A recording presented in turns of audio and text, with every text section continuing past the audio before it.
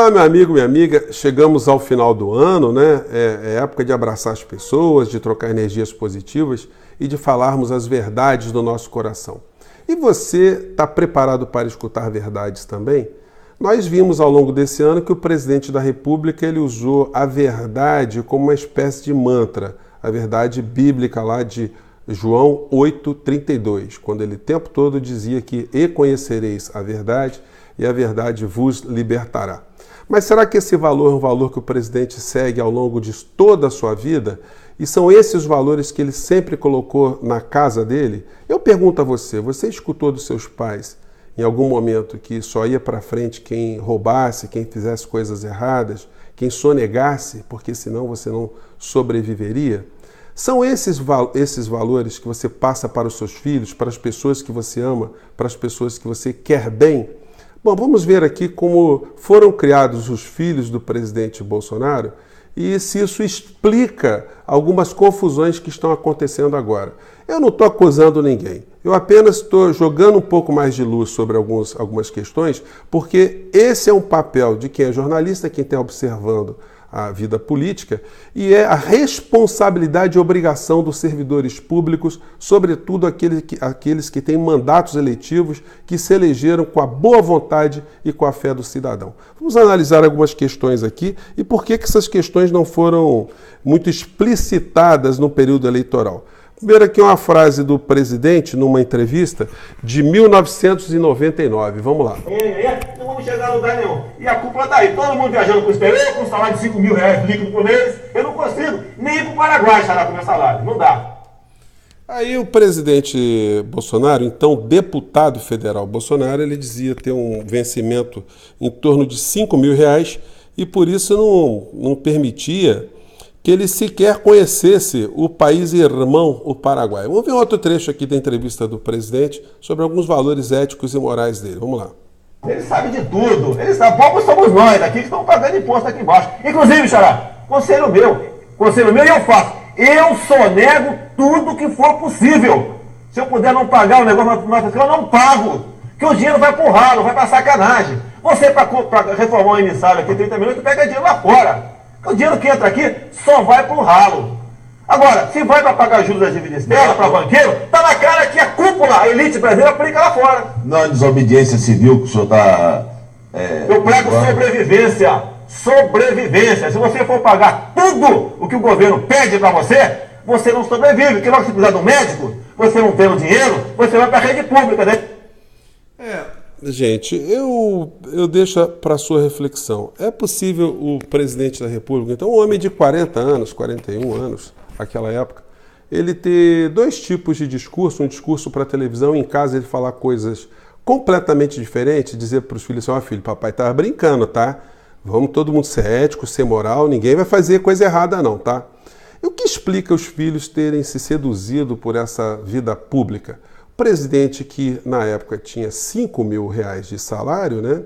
Decorridos 20 anos, ele teve um crescimento patrimonial bastante invejável. Só para a gente fazer aqui algumas considerações, entre o patrimônio declarado pelo presidente Bolsonaro e o patrimônio declarado pelo seu vice, há uma discrepância gigantesca.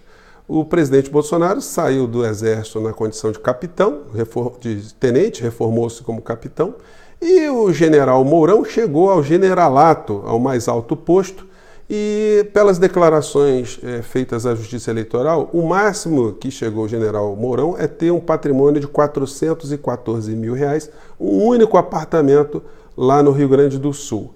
Então, a gente pode considerar que o presidente Bolsonaro, ao ter multiplicado o seu patrimônio muitas vezes e ter declarado pelo menos 5 vezes mais o que tem o general Mourão, que o general Mourão foi bobinho em ter ficado no Exército. Ele poderia ter seguido um caminho mais próspero, né? Mas aí deixo para suas conclusões. Aí eu não posso deixar de ressaltar que o jornal o Globo, no dia 28 de setembro de 2018, já às vésperas das eleições, fez uma matéria onde colocou repórteres para pesquisar em cartórios os bens em nome do presidente Bolsonaro, do candidato. E descobriu ações lá de separação, de partilha, onde alguns bens estavam sendo escondidos, segundo o jornal o Globo, no valor de R$2.600.000.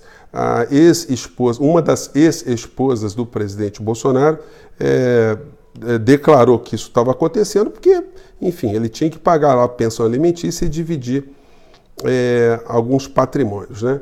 Essas situações que a gente poderia dizer, no mínimo, que foram irregulares, em outro regime político, submeteria o político que fez esse tipo de coisa a situações muito sérias. Vai ver que é por isso que a família Bolsonaro tem tanta raiva do comunismo e do socialismo.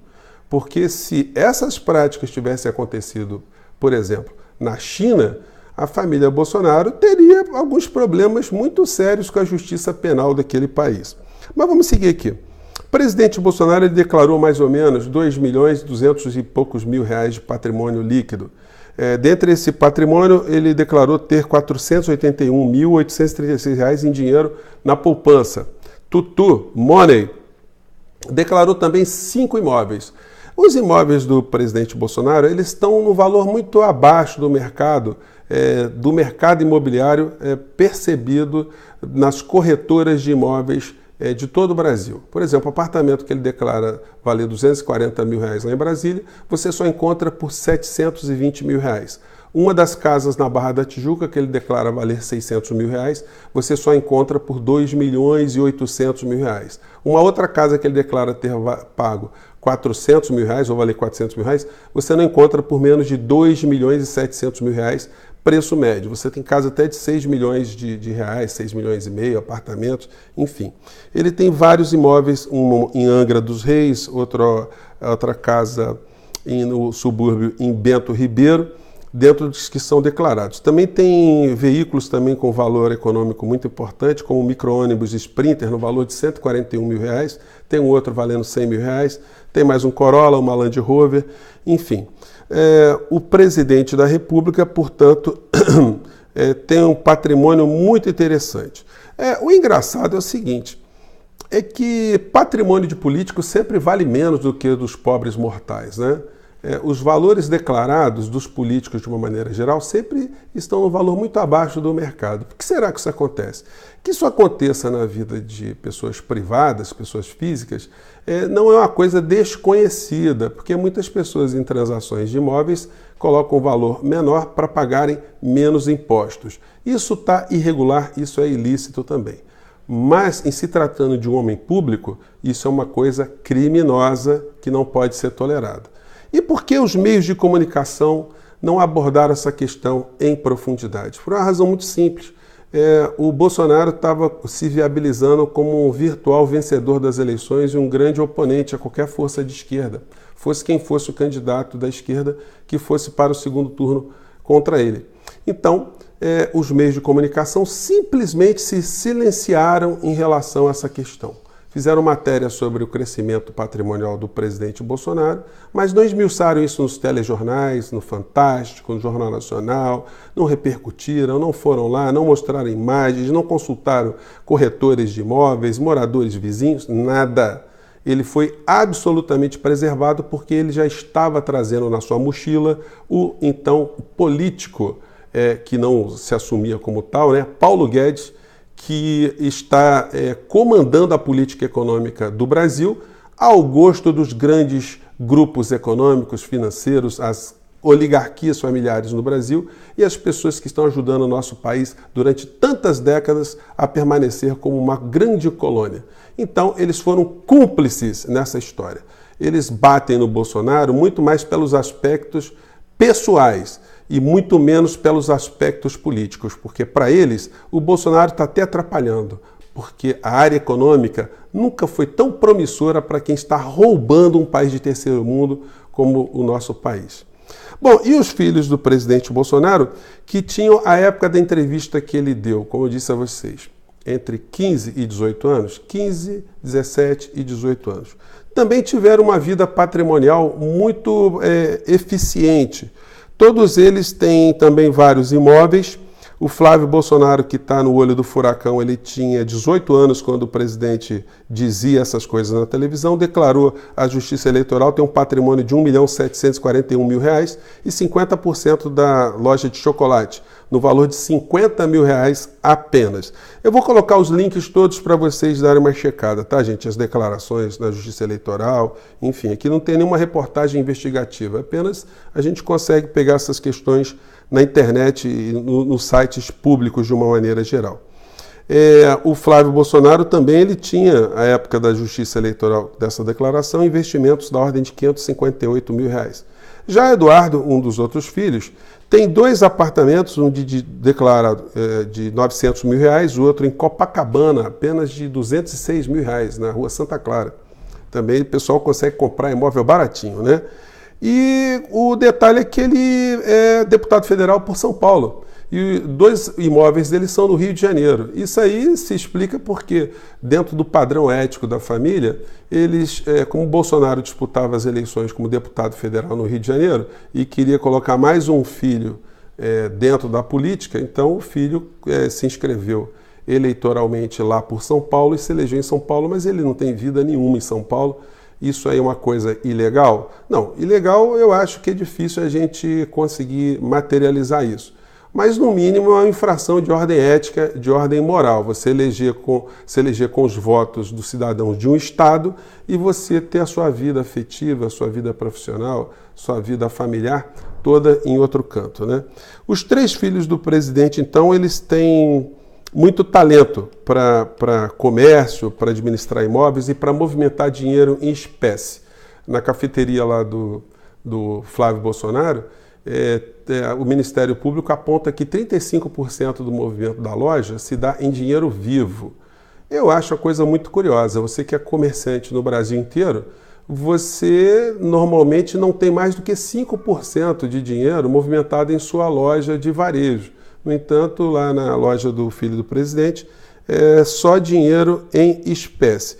O filho mais pobre e menos talentoso para as questões imobiliárias do presidente é o Carlos Bolsonaro, o que é mais virulento nas redes, que tem apenas 3 imóveis, um em Copacabana, um na Tijuca e outro no centro, com os vencimentos de vereador, que vamos falar a verdade. O vereador hoje deve estar ganhando no máximo uns 15, 16 mil reais. Ele também conseguiu desdobrar esse patrimônio, esses vencimentos dele, de uma forma muito eficiente.